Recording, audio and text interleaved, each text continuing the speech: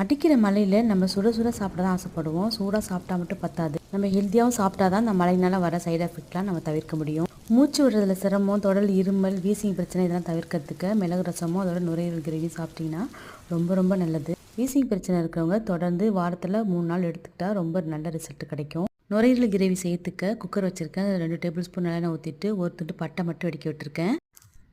அது கூட 10-20 சின்ன வெங்காயத்தை தட்டி சேர்த்துக்கோங்க. சேர்த்துட்டு வெங்காயம் வதங்கினதுக்கப்புறம் இஞ்சி பூண்டு பேஸ்ட் சேர்த்துட்டு நல்லா பச்சை வாடை போக வதக்கி எடுத்துடணும். ஒரு பெரிய தக்காளி, நாட்டு தக்காளியை சேர்த்துருக்கேன். அதையும் சேர்த்துட்டு நல்லா குழைவாக வதக்கினதுக்கப்புறம் நுரையீரல் நறுக்கி சேர்த்துக்கலாம்.